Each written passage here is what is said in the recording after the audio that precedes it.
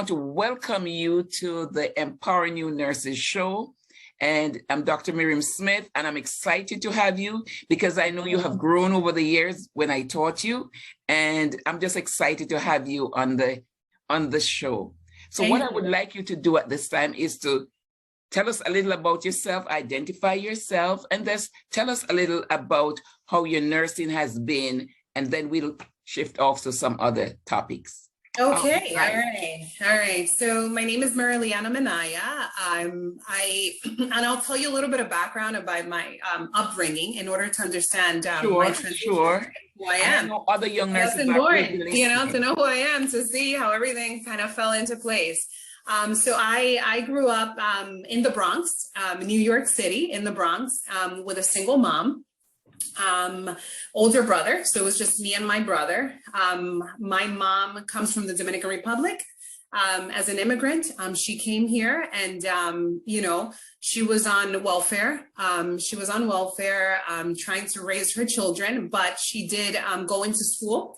She went to Ostos Community College to get some education and bring herself up and learn the English language. Wow. And she did. She graduated with honors. But of course, being young, I wasn't looking at any of this. I was just like, oh, that's good. That's great. And I just kind of, I never tapped into the fact of, how much of an effect not having a father in my life it was causing.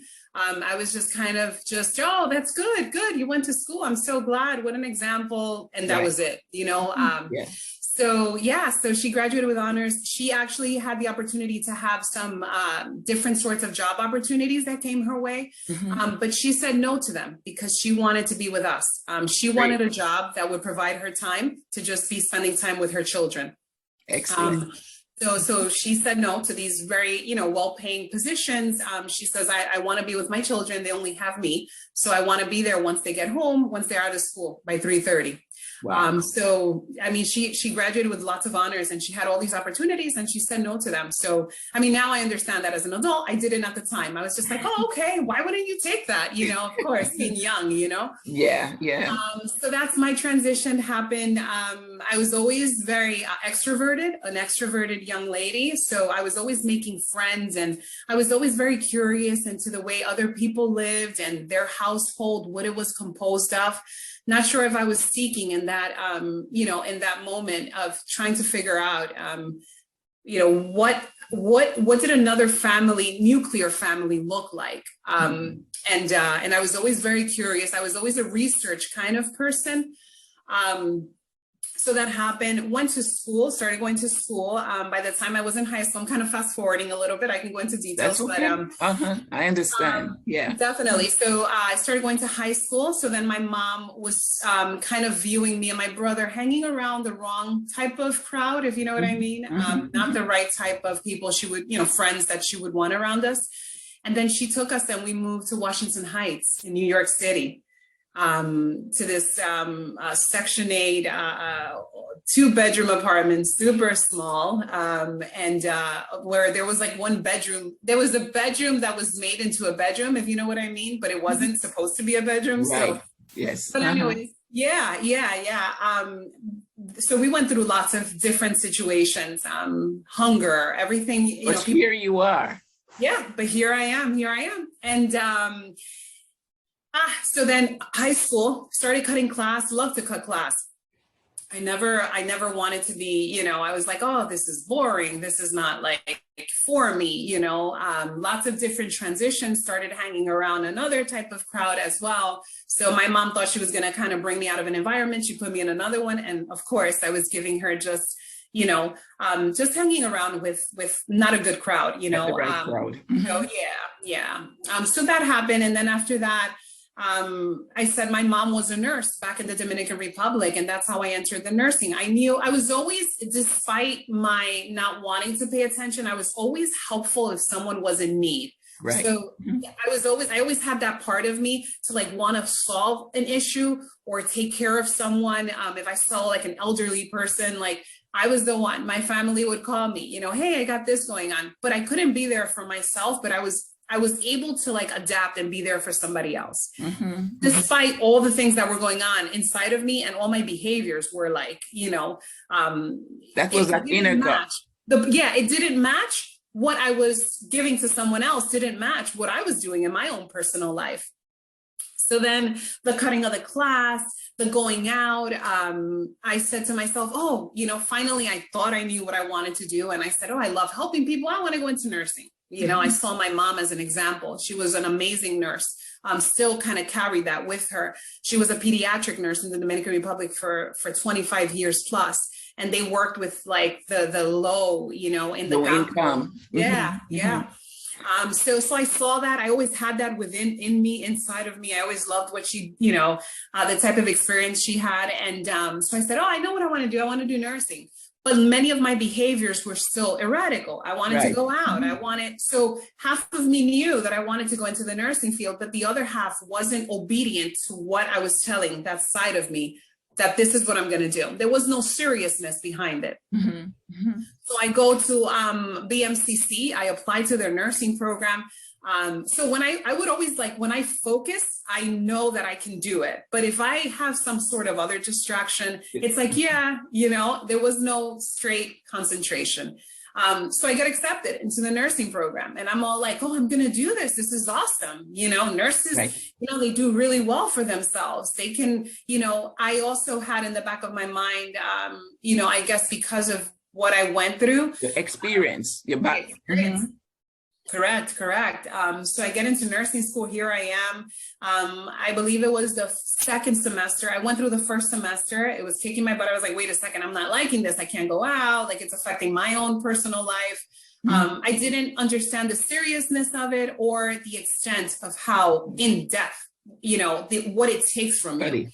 Yeah. So, but I still kept going. I'm that type of person determined, I'm still going to do it, even though I can still go out at night and still, have these relationships, that were not good. So then after that, I experienced going into the second semester. So once I'm in the second semester, I continued to believe that the same behaviors that I had that first semester, I was going to be able to keep up with it the second semester. Lo and behold, big surprise. I get to that, not surprised, like half of me wanted to say, oh yeah, that was a huge surprise. But the other half really knew, like, you're not applying what your goals are. You're not behaviorally applying them. There's a difference between I want to do something and your mind and your body actually saying, yes, I'm going to do it. And for the two to unite, for you to get that task done or that goal accomplished. So of course I learned that now, but before, wow, and all of that now. Yes. So what happens? I fail out of nursing school. And for me, it was like the biggest, because I was already used to having a sort of behavior, which was, I wouldn't say like a two-faced, but it was almost like I was living a life this way, going out, doing my own thing. And then I thought that I was going to be able to go into school and be like, okay, let's get to work, Yeah, the grades, exactly, the grades. And so I thought I kind of got away with it the first semester. Once the second semester came by, I literally failed out of nursing school. And it was one of those moments where it's like, it humbled me to the point of understanding that, no, you cannot live your life behind a mask. You can't mask your life. What I was doing, I was putting this big mask on myself and saying, I can live this life here, but I can also live it this way. And it doesn't work that way. It didn't work. Didn't align at all. It didn't align whatsoever. Not one bit. So when did you so good and so merciful. Yes. When did you really get serious about it and decided to go back? So finally, I went through lots of depression because I had made friends and they were continuing to, but they were serious about what they were doing. So I went into serious depression. I had to find my lowest moment, where that lowest moment was the one that I said, all right, what am I going to do with my life? And I didn't enter nursing school again right away. I was like, I need a breather. I went through so much spiritually. I started working on myself then. that was the moment that I started saying, I need to work on myself. I need to learn to love myself. I wasn't loving myself. I was putting up a mask that I was. It's like, the way I was treating myself was not love. So then I started just joining support groups, like in my spiritual community, getting to know who I am, understanding that I had a lack, I had a hole in my heart from not having a father figure in my life. And kind of understanding, and through lots of prayer and, and many other people praying that, the Lord touches me in so many different ways, I started kind of gaining more spirituality in my life.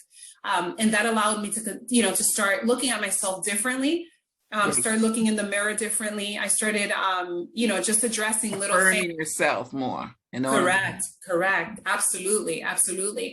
So then that's what, the transition, I think one continues to evolve. It doesn't end. Right. Someone can say, oh yeah, you're done. You're who you are. No, it's a process. It's a process that we continue on a daily basis. Every day we're walking towards wanting more and being better. So then that's when I said, you know what, how about we do things after that internal healing, which I'm still healing from.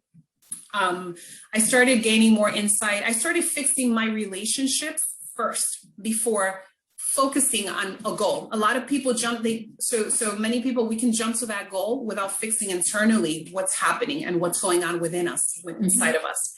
And that's when we encounter all these different sorts of situations. But so going back to the story, you actually, at this time, you're actually back in school now, when you actually decided to go back to the healing, although the healing is in progress, but after you reach a certain point in it, you desired to go back to school and you returned.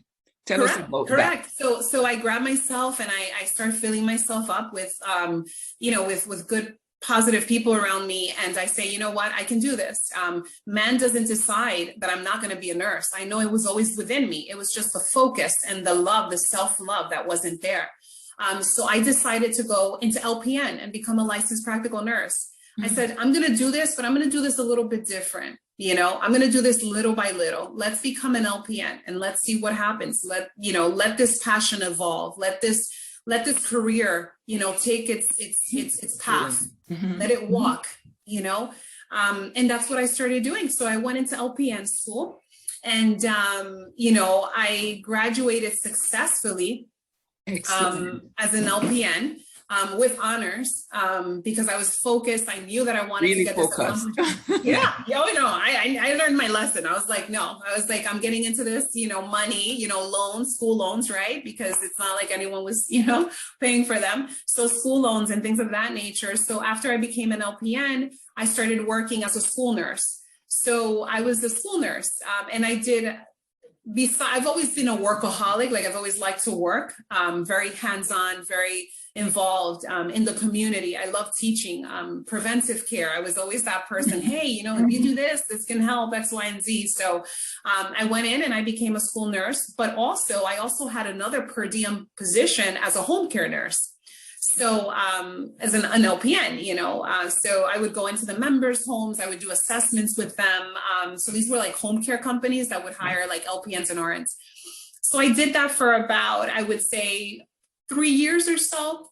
And then an opportunity arose where the school that I was going to for my LPN, they said, hey, we're opening up an LPN to RN program. And I was like, oh, wow. Okay, Here we go. We're going to do this again. I had my hands in there, already working in the field, right. With patients, with the population. So I knew like the passion was definitely there. Yeah.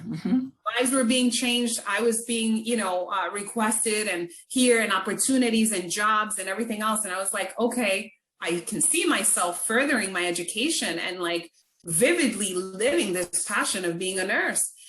So then I went into the program and I completed my LPN to RN and I graduated and became a registered nurse. I got my license in New Jersey and also New York. So, could work anywhere of those two. Yeah. The opportunities, just expanding the opportunities. So I always had like an entrepreneurship kind of savvy as well, besides like the nursing, I always loved to like empower. That was my thing. Like, all right, you're on the right track. Anyone that I would bump into, I said, come on, you can do it. I said, let me tell you a little story. And I would get them into, you know, what I went through and everything. And so lots of empowerment throughout the whole process. And I still do. Anytime I bump into, I'm like, well, what do you enjoy? You know, I'm like assessing someone without even, you know, they're like, oh, hi, my name is. You're on top of it. You're on top of it. I'm on top of it. I'm like, come on, you know, let's go. What do you enjoy? What are you passionate about? There's a business, there's a, you know, so always that entrepreneurship. So after that, my career just skyrocketed. I actually ended up soaring, huh? So when I met you at school, tell us a little about that. It was amazing. You were one of those professors. What course, what were you doing at the time? Do you remember? So before I actually had gotten, let me backtrack a little bit more because I'm talking more about the nursing experience. But before that, I always found it very appealing to know about an individual's behavior. So I actually went back. I was in Mercy College before even the nursing, and I was doing some classes. You know, I had registered, I was doing some general classes, but that's when I was doing behavioral. I remember a behavioral science degree, behavioral science and a minor in healthcare management degree before the nursing. Even though everything was going on, it was, see, I had my behavior was, oh, since I completed this, while my own personal life wasn't where I wanted it to be, I can continue to do that with nursing. So let me backtrack because I did have that experience in Mercy College before the LPN and before the, and that's when I met you. I remember meeting you when I was doing, it was one of, cultural? Yes, cultural, yes. And you had this way about you that was just, you know, phenomenal. You were very like motivating, but you didn't have to say much, but everything behaviorally was there. The critical thinking that you would impose on the, but not impose, but like kind of, you know, you can make someone think without even saying something, you know, like, you know, just a comment would go a long way, you know? So I remember that's when I met you, and I got your number, and I said towards the end, I said, you know, let's stay in contact. I want to, I want to know how you're doing in the future. And we just clicked. I think there was a paper that I wrote towards the end, and it talked about disparities, which is interesting because it comes to light now for me. At that moment, it was more writing without actually living it and understanding it and applying it. So I was just writing, but it still made sense. But now I'm like, yes, I'm living it. It's so vivid. Yes, it was something that I cherished, but that was, I remember very clearly just going through that. And then, you know, even though I still needed to mature in so many different ways, you know. That's okay. It's a process. So from your experience now, you have evolved, you have been doing great, you have gone through different stages. And where are you now? So now at the moment, so I am doing my nurse practitioner. So congratulations. Thank you so much to become an NP. I have 1 year left. So graduation of January 2023. I'm currently doing my clinical rotations at the moment, which is very exciting because I'm able, the Lord has given me the grace to be able to be in a community where I'm working with the very low income population. And then, you know, you can see the disparity when you work in healthcare and you work in a different population. So at the moment, I mean, this paper that I wrote years ago has completely come to life now. And it's something that I'm like, oh my gosh, it completely is vivid. It's palpable. You can touch it. You can touch what I wrote in that paper at this time, just experiencing how much of a disparity there is. From self-payers and people who have no insurance to the ones that have and have done all these tests and have the ability to have these, you know, these different diagnostic exams, you know, just to make sure, just checkups. And then you go from the ones that have never had care for diabetes and need an amputation for over 3 years plus. So it's vivid. It's real. It's real. real. It's raw. I call it rawness, you know. And I love it because I see going into the healthcare field, it's almost like the Lord has gifted me with the ability to be able to see the patient holistically. But the problem is, I'm still trying to assess what to do with this, right? Because you're handed a holistic human being.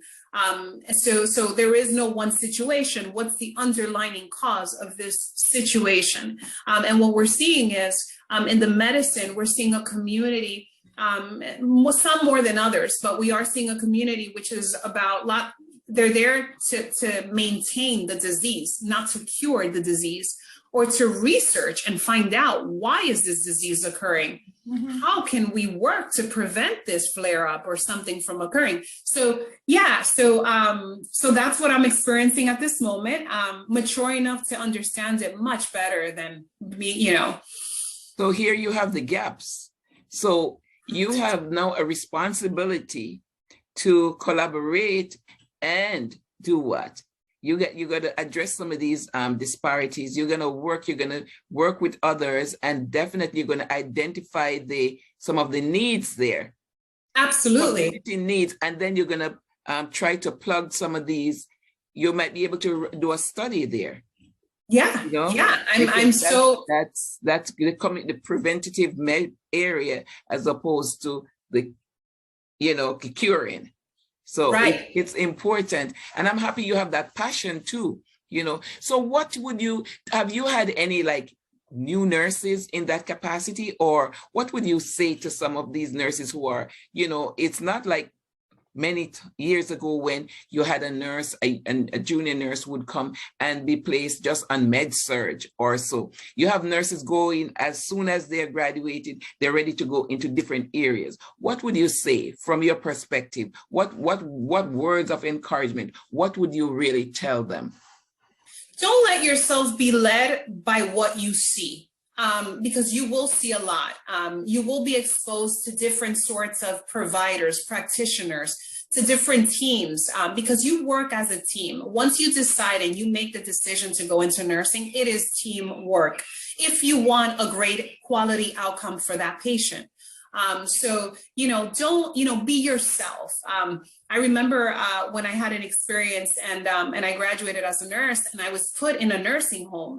That was a job, you don't need experience, just come on and join us, we'll train you. And the things that I saw were beyond me, things that it almost frustrated me. I'm not going to say traumatized, that's a tough word to use, but it almost it affected me so much, but it also allowed me to grow and know what not to do in the future. So you learn from these experiences. I would tell a nurse, expose yourself to everything, because you're gonna find out what area kind of is, right? Yeah, you're gonna know, but don't limit yourself. I see some nurses and you ask them, and I've been in the hospital for 15 years, and I say, no, explore. That's just my way, explore, because there's so many different areas and so many ways to touch patients.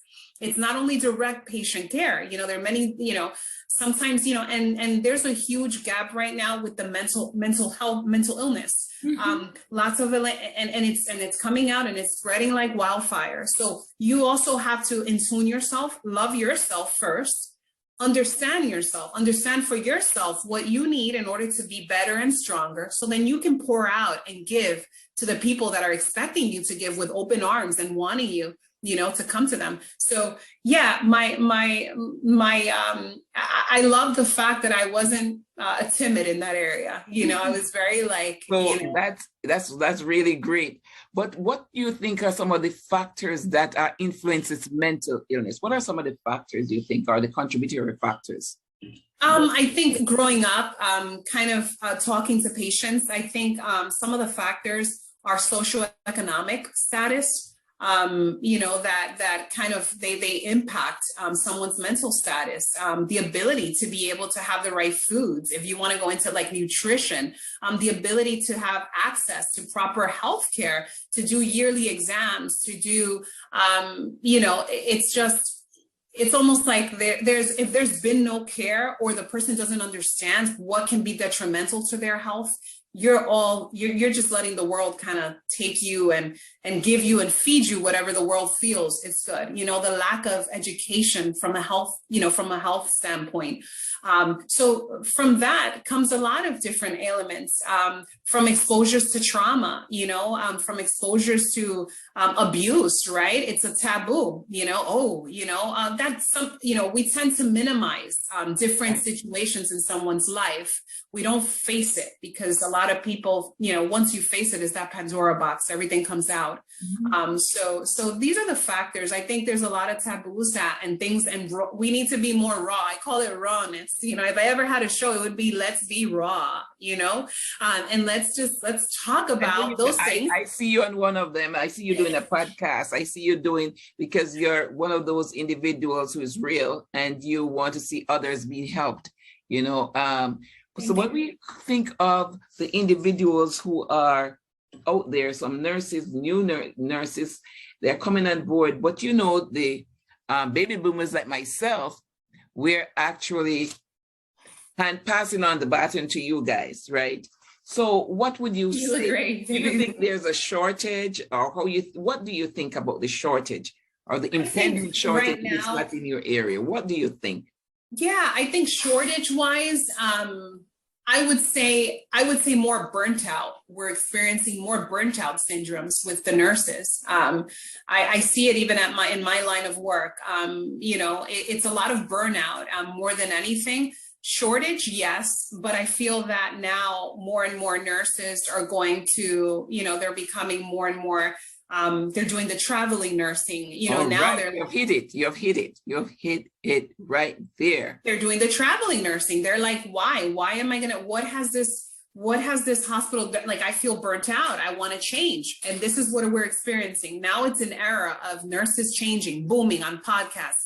I want to do this. They're tapping into those passions. I always say underneath the scrubs, who are you underneath the scrub? Like, who is that person? What do you enjoy? What do you want to do? Like, and this is my thing, just because you're a nurse doesn't put a label that's where it ends. When you're a nurse in everything you do. So whether you do something entrepreneurially, whether you decide to do something, you're always going to carry that carrying factor is always going to go into that. So it doesn't leave you, it's with you, it sticks with you. And, and this is something, but we have to believe it. We have to and not fall into this. I see this all the time. I have family members and they work in the hospitals. They're young ladies and they're nurses and they work in the hospital. And we'll have that conversation. They're just like, 3 days a week, 12-hour shifts, it's good. I get vacation time. But now we're seeing a shift where it's like, I'm going to go travel. Now different passions are being tapped into. Now we have coaching. Now we have life coaching that is being looked into. Now, it's a whole different dimension. Now it's almost like that modernized nurse that's coming into play. So that's what I'm seeing more than anything. Even when I go into clinicals and I ask the doctors, how many years have you been doing this for? And it's like, 30 years. And I look and I think to myself, is this where I see myself 30 years writing pushing prescriptions, here you go, I'll see you in a week, or the follow-ups and things of that nature. So, but it's good. It's all good. And this is what I'm saying. Even though you're spooked out, when you experience some sort of, whether it's at a job or some sort of different situation, it's okay. It's not okay, if it makes any sense, Learn from it, learn from what you won't do, and from, I don't see myself doing that, and love it. Love the fact that you don't see yourself doing that. Love the fact that you're thinking outside the box and you're saying, I'm thinking about having my own life coaching, business. See, thanks for saying that, because, back in the days, you would have seen many nurses, they would have been at the bedside for all their life, all their nursing time, and now you would see, even for example, you would have junior nurses going in critical areas, in the ICU or in the NICU or in labor and delivery or postpartum or on the renal units. Back in the days, basically the nurse would be there for a while in the med surg. No, Absolutely. everyone, they're My finding mom. a niche in a short time. And they will tell you, I'm going travel nursing. Because what? It pays more. It And the does. other reason, they want to travel, they want to explore. They're not static at all. No. And No. I went to a seminar in Phoenix, I think 2 years ago or 3 years ago, and we were in one of the sessions, and I remember someone saying that it's expected that a young and millennial will stay in an area, will have like 12 different changes within their span of work. Wow. Wow. And that's huge. They're not going to stay and be, say, so loyal to the place or the organization when they have their personal needs or their personal interests. They're not going to do that. They're not. They're looking for the benefit of being able to travel to Florida and stay in a hospital and then say, you know what? Hey, I don't want to work for a month or two. I'm going to go elsewhere. Some freedom. Freedom. You don't want to break free of this chain of someone telling you when you're going to go on vacation and when you're not. Let's be raw. We do this because we care. That's number one. There has to be a passion, because you will not survive if you don't have that passion. That's number one. Mm-hmm. You'll find some trouble along the way if you're not doing it for the right reasons. Right. However, if you are, right, once we get past that, you're looking for freedom. You're looking to say, why are you, I can't go on vacation this day, or, we're looking for more quality of life, for ourselves, for our loved ones, for our family. We're thinking, why are we, if I were to take as hard as I work for a certain company and apply it to my own, let me tell you, it'll be a different story, So, tapping into one's self-love is very important, because that's where you get the motivation. You're like, wait a second. It's good to have a goal and a plan, but always tap into those desires that are there, that are, hey, I can see myself doing nursing, but what if I provide this sort of service, because I feel that I'm really good at that. In addition to that, just think of the shift in the mindset, because over the years, it used to be this way, but with technology, what has technology done to nursing? What has technology done? You can assess, you can do telehealth. I mean, the list is amazing. You can do coaching. You can access people around the world that you would never have access to. You can do, I'm part of this whole technology where I was like, to do my nurse practitioner, I'm doing an online course. Of course, now you have the clinical component that they need towards the end, but I did half of it all online, where you can study at your own pace, and people are looking for this flexibility. We have other responsibilities. We have families to tend to. So being able to have these opportunities, they do say, yes, the internet is very scary. It's a whole nother world. It is, I'm a big advocate for that. You need to be careful with what your kids watch, etc. Right. But, you have the other part of it, which it can escalate you in your career. Thank God. Thank God. Yeah, because I can't picture myself being in a classroom setting, with all the responsibilities as a mom, that I have. So, it's a whole dynamic. It's a whole nother world, that the opportunity. It's great. I as we're coming down to the close of our interview, I'm just thinking of the days when we had paper, the progress notes, and you would have written. Look at the changes that have occurred now. I remember the days when individuals would say, are you doing online course, or it's not as valuable, or it doesn't have that? Yeah. You remember those days? Yeah. The transition, it has soared. Yes. But it's surprising, because even now you will get it. Like, even now doing my nurse practitioner, people say, what school? Online. And I'm telling myself, yeah, it's even harder, because you have to have this responsibility to do your time management. You don't have a teacher that's going to be waiting for you there to get to class. Exactly. So you better make sure that you have those, qualities, of managing your time and knowing what you're going to put into it. And, things are reviewed. Tests are still timed. They're not giving you the opportunity. There's no cutting corners, No cutting corners. There's no cutting corners. No, you got it. Times, yeah. But people will look at it and say, wow, you have those papers, you have those papers to write. You have to make your responses and all of that. Absolutely. You have to be disciplined. And let me tell you, I've gone through a process a few years now not very long, but I remember when I was doing my DNP, and I said, oh my Father, that it took so much time and effort. And when you're doing all of that, plus you have to work, Full time. Yeah. Just amazing. So although you might have reached where you are, if one should ask you, and that's why it seems so important for us to give a little background, to know that you haven't reached where you are by yourself. Someone help. It's not a... It takes a team. It takes a team for you to accomplish, right? And it takes being humble. You have to have a certain level of humility to be able to ask for that help. Yes. You reach out to a community, you call people, hey, I'm going to need you. I have someone right now that's living with me, because I reached out, but I made that call. I said, I need the help, Yes, help is needed. It's needed.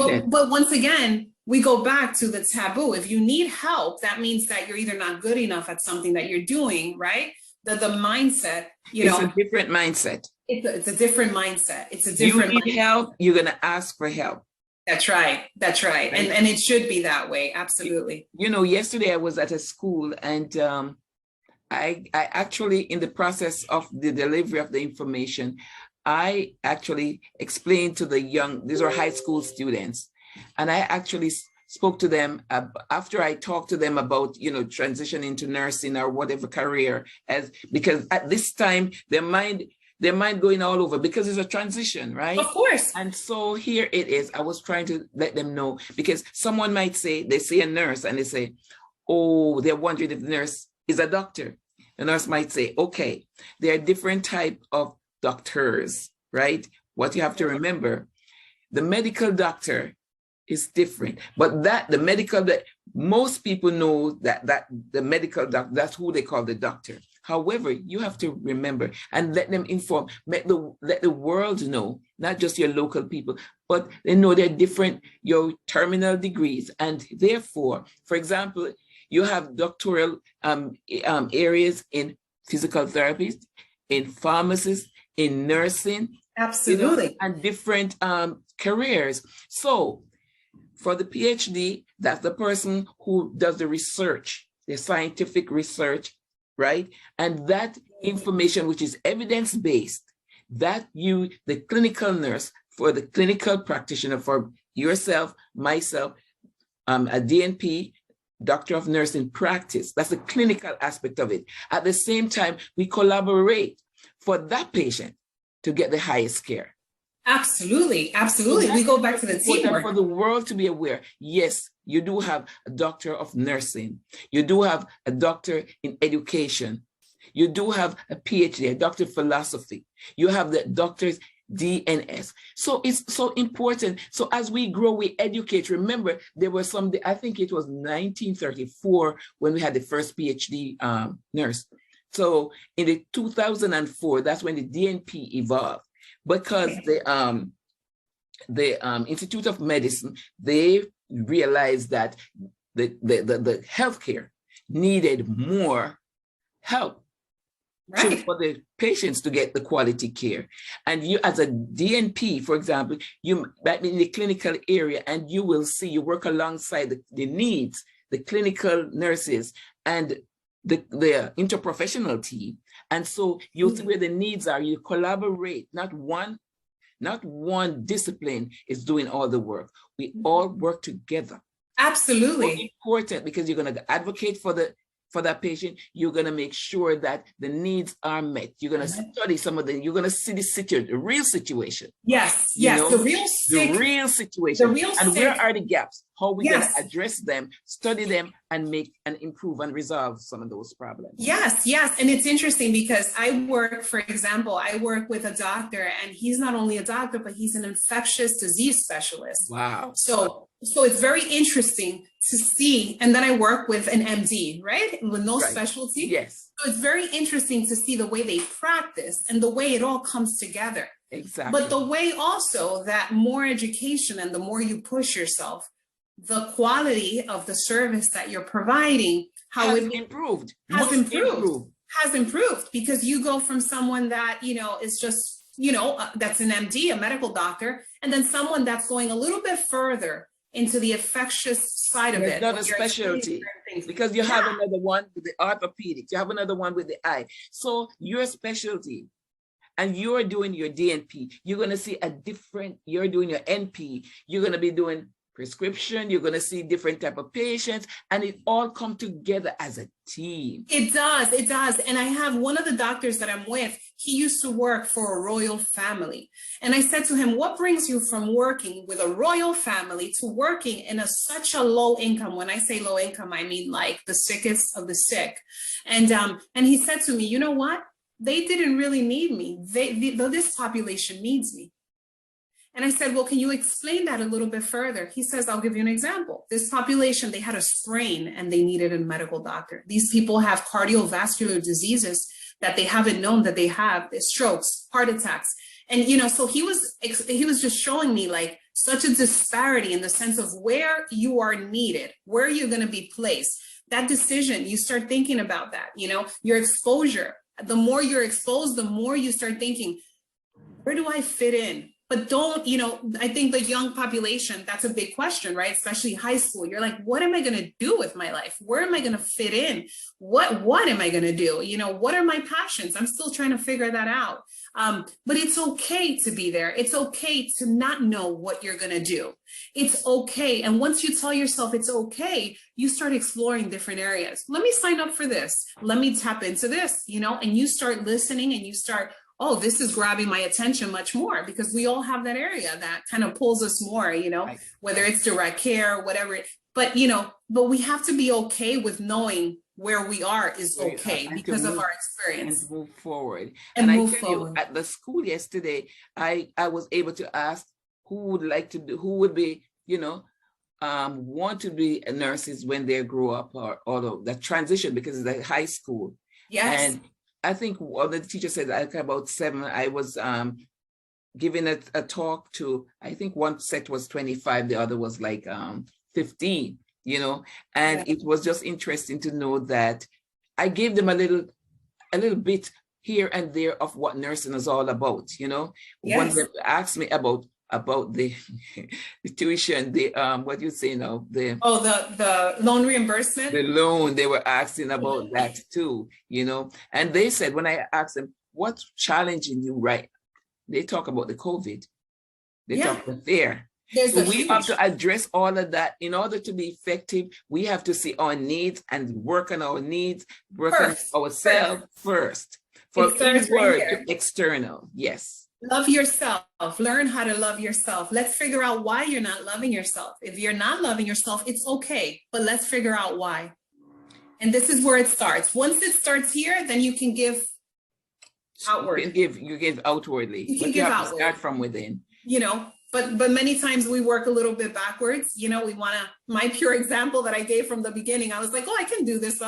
And I had so much other things going on emotionally and internally. And I said, and it just brought me to that point where it showed me, it took the mask off that I had and it said, look, this is who you are. You know, you're broken down. You need to love yourself, learn to love yourself. So I had to do that through lots of, you know, I had to find that pardon in my heart, that forgiveness from my father. I had to dig deep. You know, many times we think career, but it starts right here. So when you can tap into there, then everything else starts evolving. When you forgive, when you learn how to forgive, that's a process in itself, you know, learning how to do that.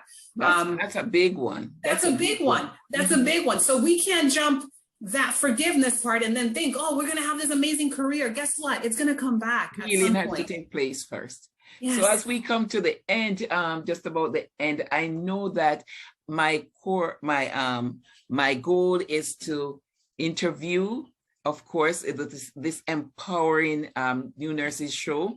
And I'm passionate about it. Oh, and you gotta go on YouTube at Miriam Amanda Smith, Dr. Miriam Amanda Smith, on Instagram, you know, you'll go at Podcast Mir, and Spotify and Apple Miriam Smith. So I wish you can tell your friends, you just go on and you'll see different episodes with this same little perfect. Yeah. Right? Yeah, and awesome. it's exciting that, you know, many young nurses, especially during the COVID time, they were, I mean, I was an educator at the time there. seeing nurses, they just didn't get certain experience because of all that was happening. So, you know, that fear and that anxiety and that just made them feel not comfortable. Of course. So I think in this, doing this for them, little short little episodes, and in the future, we can go deeper. Will be. I hope so. I hope that we can bring nurses on and we can get those questions answered. And yes, I think we need to open those cans of worms. I think we're coming. I see you one of those coming on again. I know. I look forward to see you coming on again. Thank you. Thank you. It was indeed a pleasure to have you, and I wish you all the best in your career as you pursue further in it. Thank you so much. I'm excited. And, you know, if anything, you know, I hope to be able to give and let people know it's okay wherever you are right now. You know, it's okay. It's going to be okay. You know, give yourself time, accept yourself for how you are and how you feel at that moment. And I look forward to working with a huge community, having questions being asked. I'm telling you, we have the podcast courses that I'm in right now. And for further information, you can contact me, because my mentor right now is Jonathan. You can look him up on the internet. Jonathan Jones podcast. And so that's amazing. This family is so great. The community is outstanding. I'm saying, wow, these people are so loving. Consider, and that's what we need in these stressful times. You know, we do. We need to break those chains. You know, cross those barriers. You know, of the insecurities. It's okay to feel that way. You know, it's not your fault. You know, and understanding that, but really realizing that we have a lot of that out there. Yes.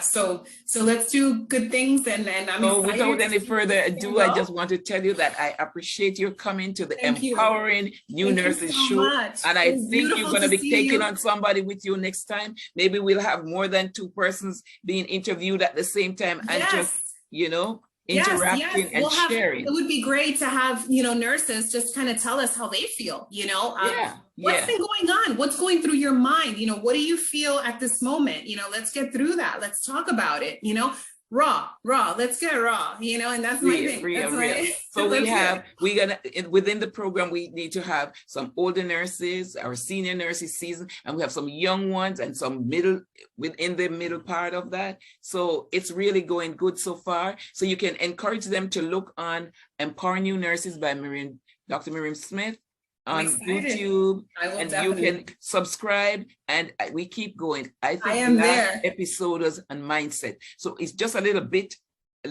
for now, but definitely we'll be getting more. And I'm excited. A book will be coming out in the future. Yes. So ebook. So we will, and we're going to encourage you to just keep growing. Absolutely. But we need to, let's build that community, you know, let's build that community that we can, it's that place to go to. And this is a new era. Yes. Digital era. And we have to adjust to it. Let it out. And let it out. Let's let it out. This is the way. We're not going backward, we're going forward. And it's a digital world. Amen. All the best, and thanks. And thank you. Always welcome on Empowering New Nurses. Thank you, Empowering Nurses. A pleasure to have you. Thank you for having me. God bless. Bye-bye. God bless. Stay blessed. Okay.